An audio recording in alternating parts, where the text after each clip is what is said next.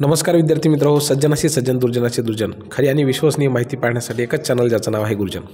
मुख्यमंत्री युवा कार्य प्रशिक्षण योजनेमधील सर्व प्रशिक्षणार्थ्यांसाठी एक अतिशय महत्त्वाची आणि आनंदाचीच म्हणता येईल अशी एक बातमी आलेली आहे. बातमी आली आहे लोकसत्ता या पेपरमध्ये. आणि मी जे तुम्हाला म्हटलं होतं की आपले राज्याचे सन्माननीय मुख्यमंत्री देवेंद्र फडणवीस साहेब हे आढावा बैठक घेणार आहेत, तर त्या आढावा बैठकीसंदर्भामध्ये एक अत्यंत महत्त्वाची अपडेट मला मिळालेली आहे.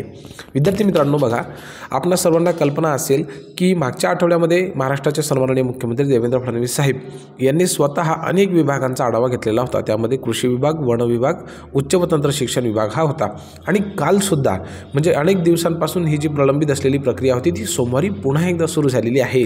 आणि त्यामध्ये म्हणजे सोमवारी म्हणजे काल विद्यार्थी मित्रांनो, बघा, माननीय फडणवीस साहेबांनी परिवहन खातं, बंदरे व नागरी विमानचालन, सांस्कृतिक कार्य, ग्रामविकास, अन्न व नागरी पुरवठा, वस्त्रोद्योग विभाग ह्या सर्व विभागांची बैठक घेतलेली आहे.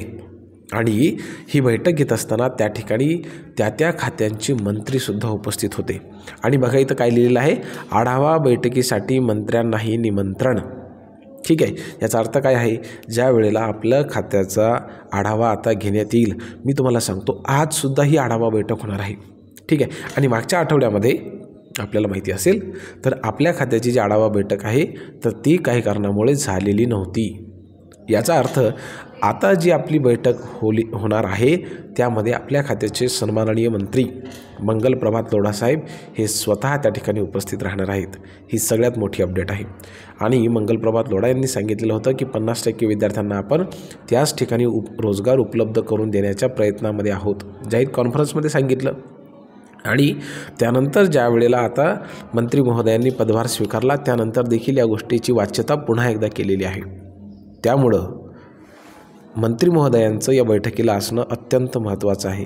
मला तरी असं वाटतं की मंगल प्रभात लोढा हे पुन्हा पोटतिडकीनं आपला विषय मांडतील आणि विद्यार्थ्यांचा कार्यकाळ वाढवण्याच्या संदर्भामध्ये महाराष्ट्रभरातून ज्या मागण्या आलेल्या आहेत त्या मागण्यांवरती अतिशय सकारात्मकपणे यावेळेस चर्चा होईल. कारण की अनेक विभागांच्या बैठका झाल्या तर त्यामध्ये केवळ अधिकारी उपस्थित होते. आणि मग अधिकारी उपस्थित असल्याच्या नंतर मंत्री महोदयांचा तो विषय लक्षात येत नाही. परंतु यावेळेला स्वतः मंत्री महोदय त्या ठिकाणी उपस्थित असल्या कारणामुळं अधिकारी मुख्यमंत्र्यांसमोर जो आढावा देतील तर त्याला मंत्री स्वतः उत्तरदायी राहणार आहेत.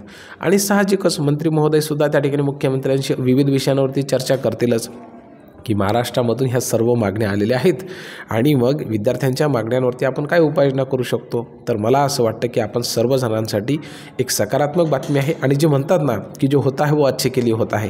आता मागच्या आठवड्यामध्ये जर बैठक झाली असती विद्यार्थी मित्रांनो तर मला सांगा बरं, आपले म्हणजे मंत्री महोदय त्या ठिकाणी उपस्थित राहू शकले नसते आणि मग अधिकारी आणि मुख्यमंत्री यांच्यामध्येच ती चर्चा झाली असती. परंतु आता मात्र सन्माननीय मंत्री महोदय, अधिकारी आणि सन्माननीय मुख्यमंत्री महोदय यांच्या उपस्थितीमध्ये ही बैठक होणार आहे.